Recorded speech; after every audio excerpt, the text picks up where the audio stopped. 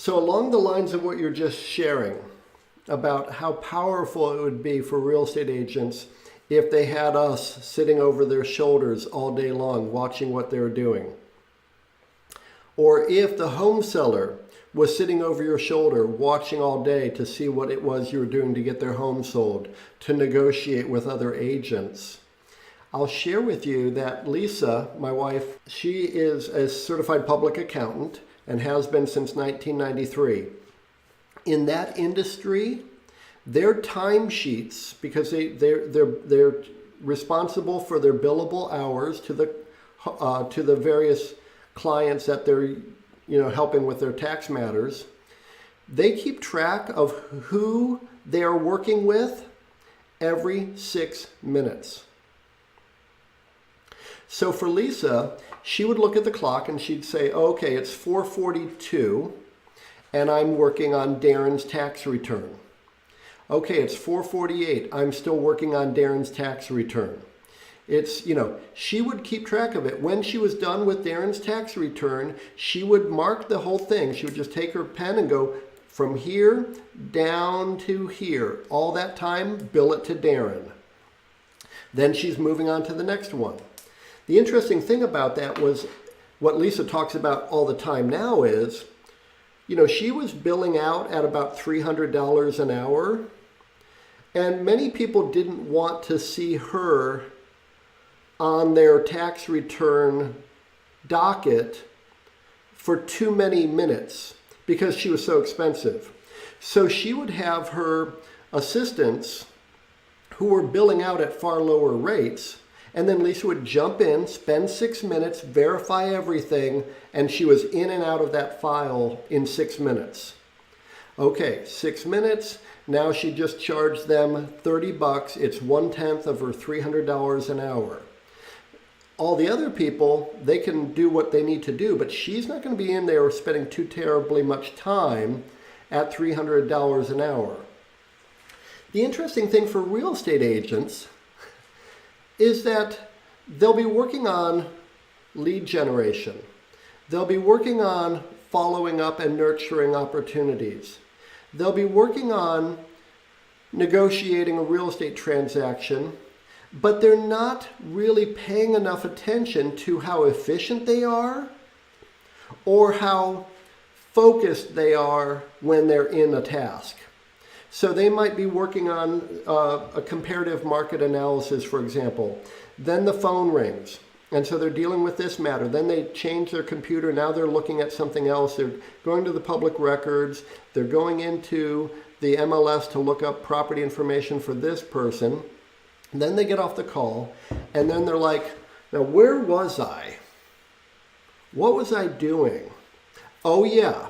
And now they have to jump back in. Terribly inefficient and not really the very highest level. I mean, if we're talking about earning $1 million a year in GCI, you really have to concentrate, you need to focus, you need to time block your calendar, you need to be working in a very strategic way, or else the whole day is going to get away from you, and then the month and the year.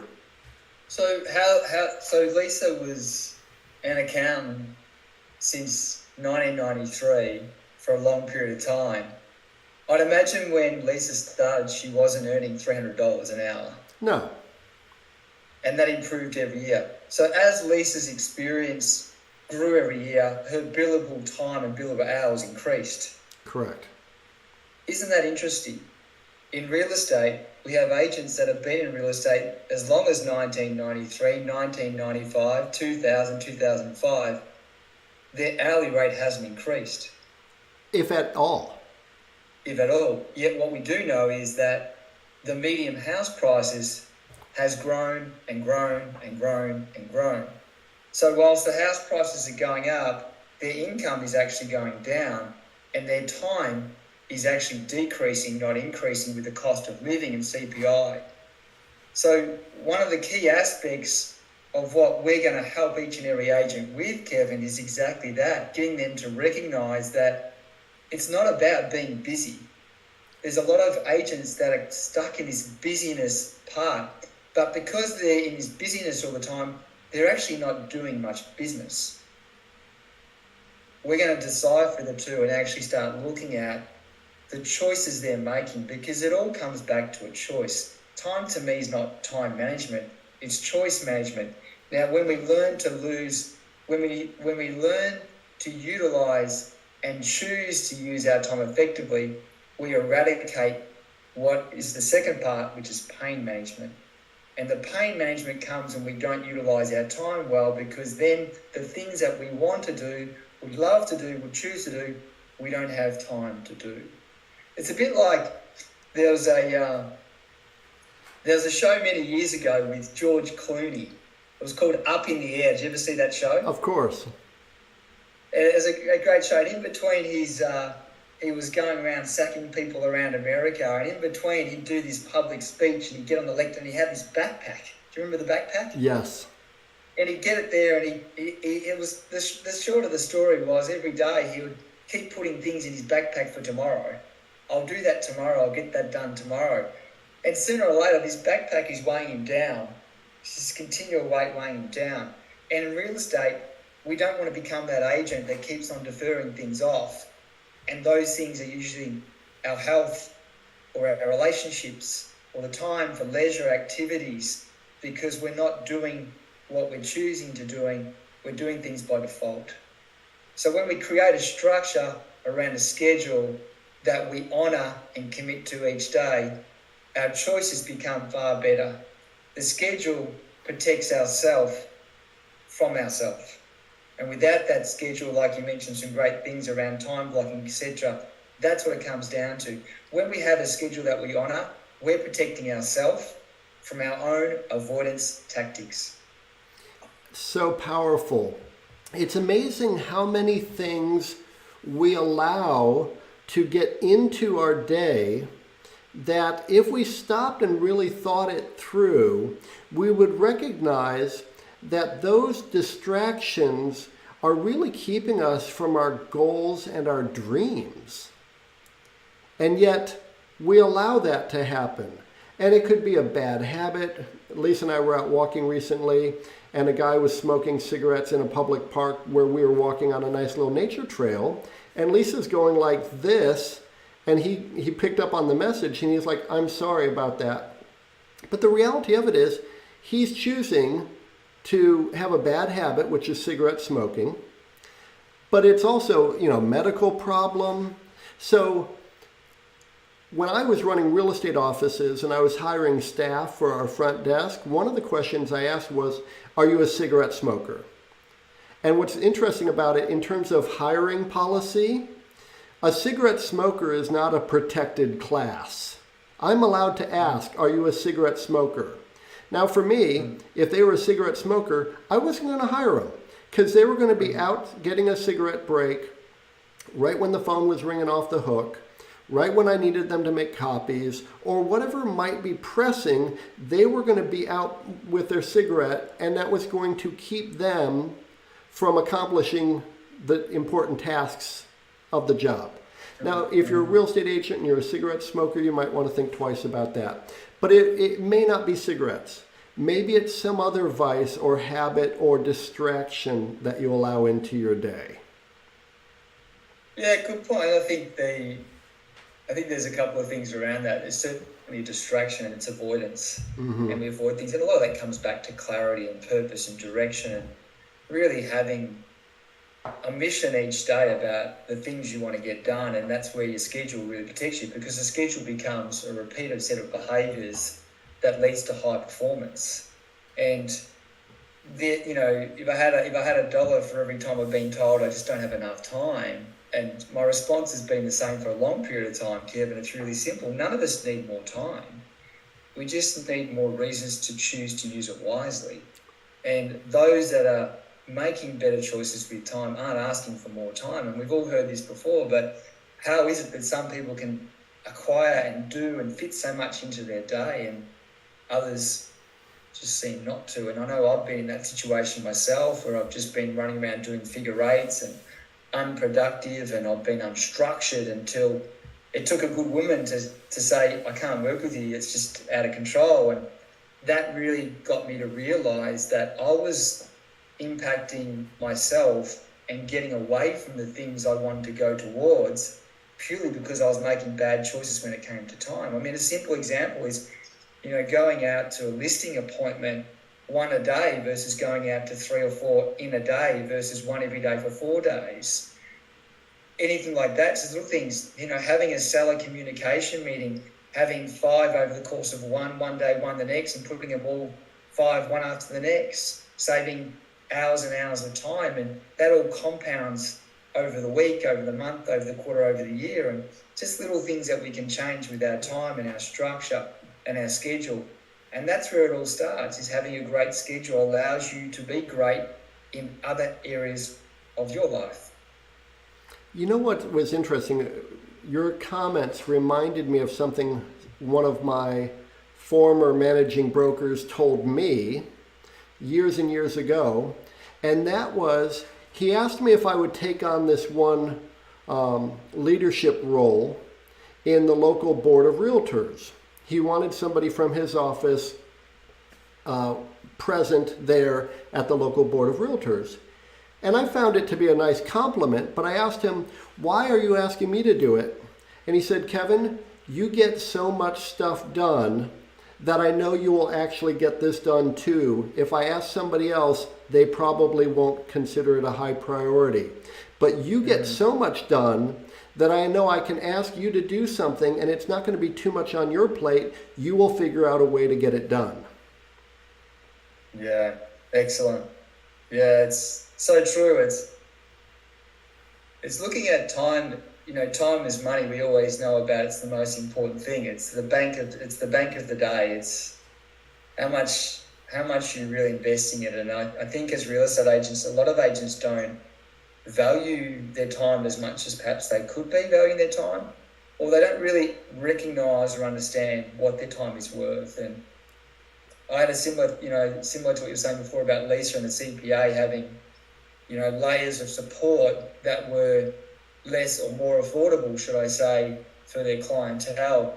I grew up with an older sister who was a lawyer, and when she started out doing her articles and worked up, as she got more experience, there was things that she dropped off, and she became more of a specialist, and so her day became less of that and more of that, because that was worth $1,000 of billable hours versus the little things. And I learned a lot about that, and I took that into my own real estate practice. I realised that there was listing, negotiating, and nurturing of clientele. There wasn't many things outside of that I really wanted to do, because I could have others do that and I could teach them to do that. And as they got good at that, I could elevate them. It was like a ladder system. They'd move up. The challenge for a lot of agents is being that agent that has to wear all those hats still after 2, 3, 5 and 10 years. And our goal really is to fast track that progression so you can elevate your hourly rate and you can start moving away from those activities that you've been doing considerably for a long period of time that you don't need to be doing anymore. It's interesting what you said right there and what your sister experienced as a rising attorney. There were tasks in the accounting firm that the managing partners would not let Lisa do anymore. She was too valuable to keep doing that type of work. So when she was at her most efficient, she had probably about a dozen people working underneath her, and all she did was make certain that everything they did was correct. Her job was not to do all the grunt work anymore. She could look at it and see in 1 minute if their hour of effort was correct. Yeah, right. Now, an interesting thing that I'll share too, and some of the top agents who should be attending our upcoming training should probably be considering a little bit more if they're not already. And that is, what does having the very best strategies and systems cost you? In terms of, is it costing you money because these strategies and systems take money to afford and implement?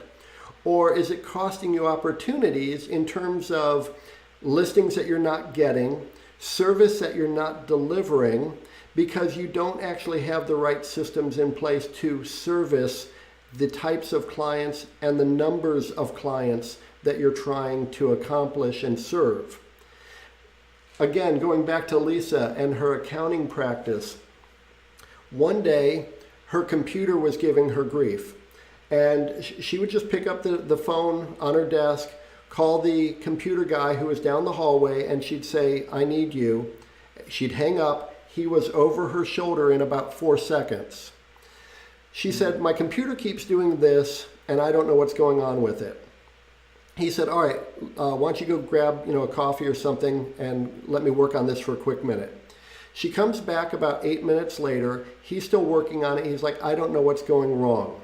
She walked over to the managing partner's office and said to him, "My computer is giving me grief. I need a brand new computer today."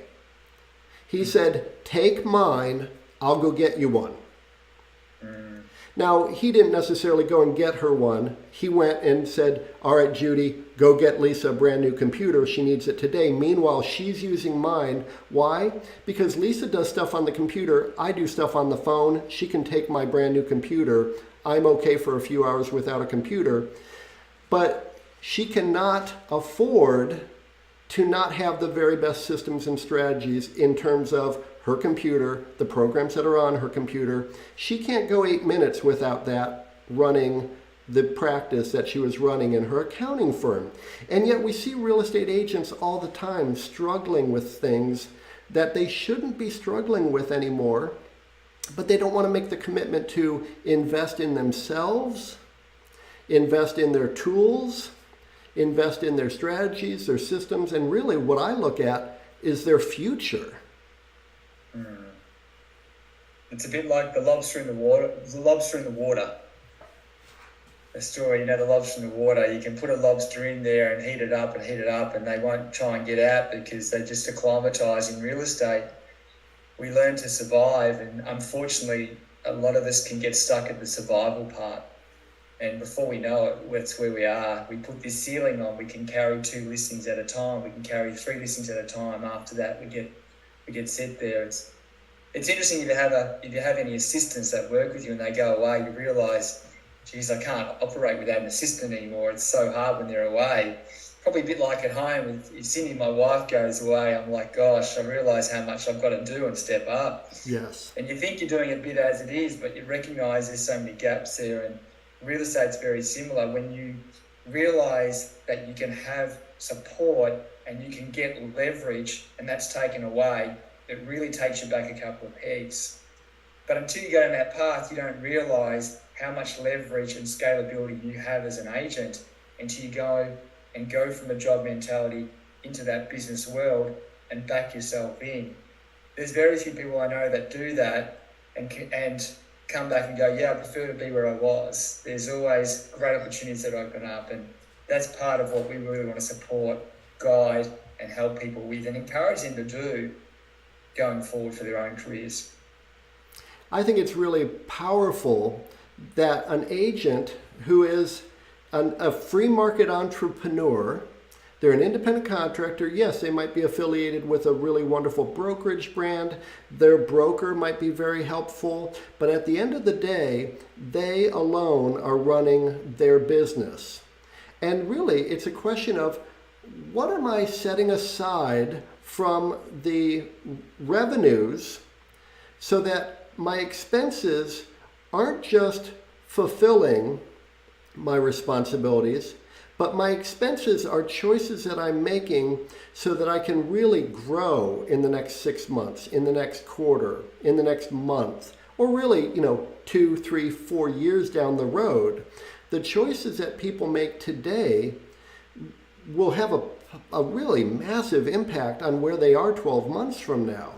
But the reality of it is, you think back to what you were saying a moment ago, how many real estate agents do you and I know who are struggling to earn what they earned last year? They're hoping that they'll be able to make the same amount of money again. That's crazy. I'm not a golfer. I know you've got a great story about your father and being a caddy and professional caddy, etc. And I remember when someone first taught me the power of compound interest or compounding in general, and it was through a golf analogy. It was like we'll play in golf and we'll put $1 on the first hole and we'll double it up. And, the second hole's worth $2 and the third hole's worth $4, etc., etc., etc. And I said, okay. And that's a dangerous bet. That's a very dangerous bet. Yeah. What do you think we're playing for when we come to the 18th hole? Oh, I mean, you're getting pretty close to somewhere in the neighborhood of $100,000. Yeah, you're very close, Kevin, because I've done that. I've done the same thing in training sessions before with large teams, and people will say, $1,000 or $2,000 or $3,000. I can't remember the exact figure. It's been a while since I worked it out, but it's something like $131,000 from $1 compounding. So agents that are career, business-minded agents that are in the game or are planning to be on the game of real estate for 5, 10, 15, 20 years, just to use that simple analogy, if $1 doubled every year over the course of 18 years is worth over $130,000, what is a better choice around your time? What's one more hour a day of deep work, productivity worth to you over the course of 18 years? What's that worth? Oh, it's priceless. When you really start to digest what you can accomplish, it's massive. And that ties into the expenditure of going from the job mentality to the business world it's the opportunity cost, like you mentioned before. I'll never forget, I was doing a conference and I went out the front and there was a guy there that I saw inside the conference, and we had a quick chat, and I said, I'm going to the airport. And he said, yes. He says, Tommy's going to the airport. I said, so am I. And so I had a car organised to pick me up and go to the airport. And he says, I'm going to catch the bus. And I said, you're welcome to jump into me or get a car. Why don't you get a cab? And he says, it's actually much cheaper to get the bus. I said, okay. And I said, how long does the bus take to get to the airport? He goes, about 45 minutes because it stops it a few times. And when's the bus come? It comes in about 20 minutes. I said, okay, that's over an hour to get there. I said, it's going to cost me X, but it's going to get me there in 15 minutes. So I've saved 45 minutes. When I get to the airport, I can make calls in the car. I can do this in the car. So it's how are we looking at a situation? Yeah. And a cost of a VA or a cost of a PA is an investment. And every agent knows that, because when they're sitting down with the seller, they're asking for, they're always asking for an investment trust and something else. So I think it's really important that we recognise that either we're investing in ourselves or we're not. And so time true. is something we don't want to waste. Well, time is the only resource we can't possibly get more of. Yes. And you think about, 24 hours in a day, 60 minutes in each hour, that wonderful song, 525,600 minutes, which is from the Broadway musical Rent. That's exactly how many minutes there are in a year, 525,600 minutes. Immediately knock off a third of them, because those are those hours you're going to be sleeping. And then you're dealing with somewhere in the neighborhood of about 300,000 minutes a year that you get to make some smart choices. And when I consider some of the technology that's out there right now that can really just streamline so much of the work that a real estate agent needs to have, and they'll spend 7 months trying to figure out if they should get it, then they'll spend 5 more months trying to figure out which one should I get. And I'm looking at them like thinking, you're still trying to figure out what to get? I mean, you've lost all that opportunity time.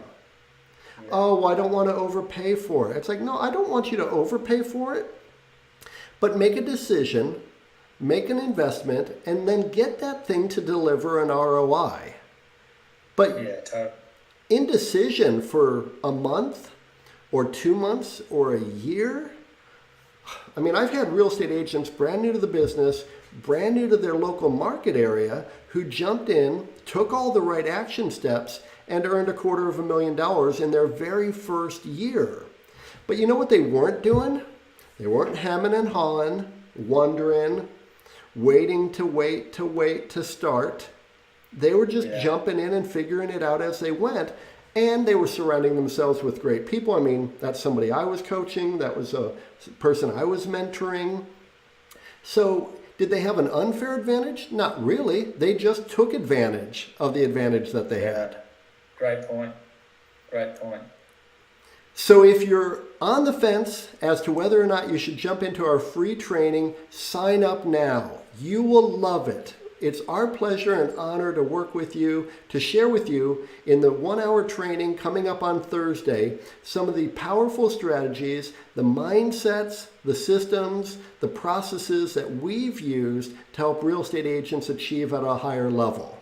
Each and every day you have a choice to keep on doing the things that you're currently doing, but every change in life requires change.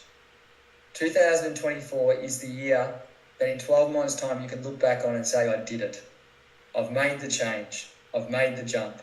I've invested in the most important asset I have, which is myself. And by making these choices, change is inevitable. Make the choice, get on the call. We look forward to supporting you and achieve your aspirations